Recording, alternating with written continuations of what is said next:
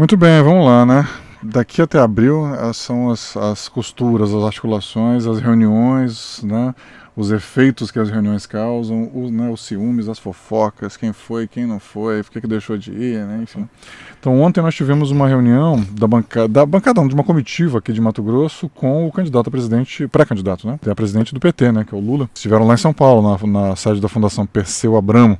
Aí lá estiveram, né, o pré-candidato Lula, né, a presidente nacional do PT, a Gleisi Hoffmann, o vice-presidente nacional, Zé Guimarães, e daqui de Mato Grosso, né, a deputada Rosa Neide, claro, né, o Max Russi, o deputado Valdir Barranco, o prefeito de Rondonópolis, o Zé Carlos do Pátio, suplente de deputado Valtenir esteve lá também, o Henrique Lopes também, que foi suplente aqui de deputado estadual, né, acho que o Lúdio não foi porque ele deve estar recuperando do vírus, né, do Covid-19, né, estou deduzindo aqui.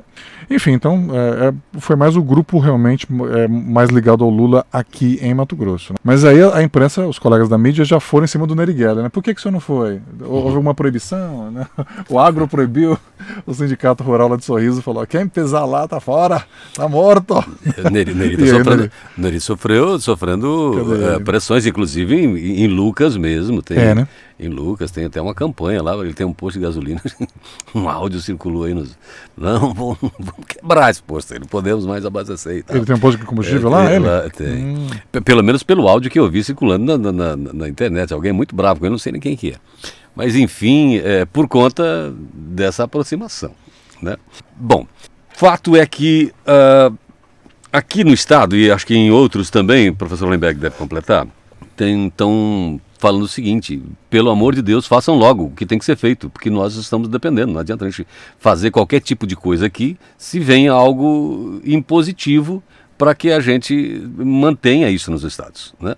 Então, enquanto as nacionais não fizerem, né, o nacional não se decidir, os estados ficam a reboque, não podem fazer absolutamente nada. Estão conversando, mas conversando, tipo, olha, por mais que a gente venha acertar ou tenha intenção, isso depende do que as nacionais irão fazer, né? Aos pequenos, e agora a provocação é essa, aos partidos pequenos, isso é praticamente que a solução, né? Porque senão somem, podem desaparecer. Mas vamos lembrar que é um casamento por 4 anos, né?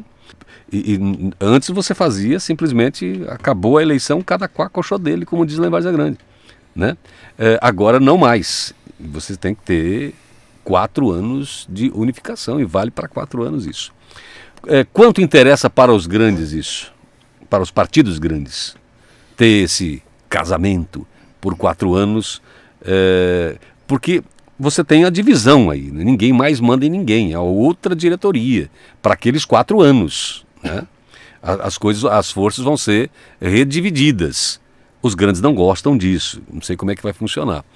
E, enfim, o fato é que os estados estão aguardando ansiosamente que isso aconteça rápido. O STF deve decidir o prazo para que isso aconteça, acho que essa semana aqui ainda.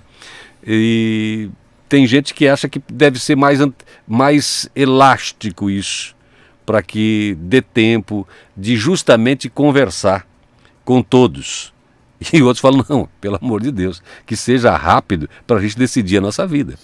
Está coberto de razão, essas conversas irão se repetir, até porque tantos os supostos candidatos quanto os partidos têm interesse nessas conversas todas, e não só partidos e políticos não, amigo. Os setores da economia também têm interesse nessas conversas. E aí vem toda uma discussão, todo um resultado advindo destas conversas. Mas tem uma frase do senador Carlos Fávaro, no jornal A Gazeta, que é bom a gente repetir para que o amigo ouvinte possa entender do que eu estou tentando dizer. O senador Carlos Fávaro, de acordo com a matéria, o senador Carlos Fávaro elogiou o encontro do ex-presidente Luiz Inácio Lula da Silva com representantes do agronegócio. E elogiou, inclusive, a postura do ex-presidente. E o que é mais interessante aí é esta frase que eu gostaria de chamar a atenção do amigo ouvinte. Falou que o agronegócio tem que conversar com todos os supostos candidatos à presidência da República, e está coberto de razão. Se nós olharmos de forma clara, sem o ar de torcedor,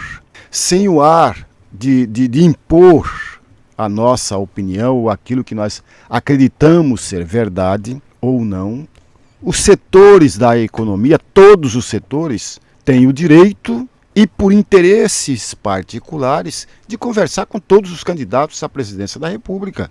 Isso é tão óbvio, mas tão óbvio, que os setores da sociedade civil deveriam fazer o mesmo. Todos os setores, todos os segmentos da sociedade civil e assim por diante. Só não dá para conversar com cada um dos candidatos a deputado estadual e deputado federal, porque são muitos, talvez não tenha um calendário suficiente para conversar com todos, mas que devem, sim, deve.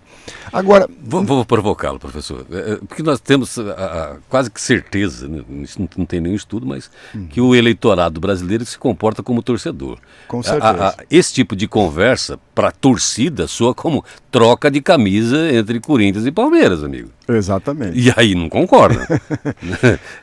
Eu diria, sem nenhum medo de errar, porque eu não vou estar errado nesta afirmação, a imensa maioria do eleitorado brasileiro é de torcedor. É de torcedor. Por isso que não concorda com nem sequer conversas.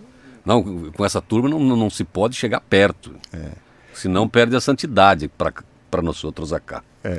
Aí agora, sem nenhuma lastro científico, porque eu não tenho a respeito dessa frase que eu vou citar agora, alguém duvida que um representante do agronegócio votou contra o Jair Bolsonaro em 2018? Ou melhor, votou em candidato diferente do que o Jair Bolsonaro, amigos? Eu não tenho a menor dúvida que tem representante do agronegócio que votou sim. Eu acho difícil encontrá-los se apontando.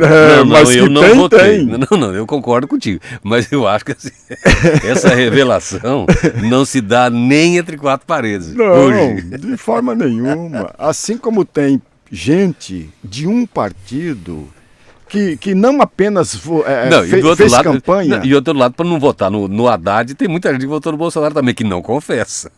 Exatamente. Então esse jogo existe, amigos. Se nós fecharmos os olhos para esse jogo, nós estamos simplesmente ignorando os detalhes de uma campanha eleitoral. Ganha-se nos detalhes, perde-se nos detalhes. E os setores produtivos, os setores da vida econômica do país, eles são muito espertos nesse sentido. Eles vão conversar com todo mundo e é evidente e é claro.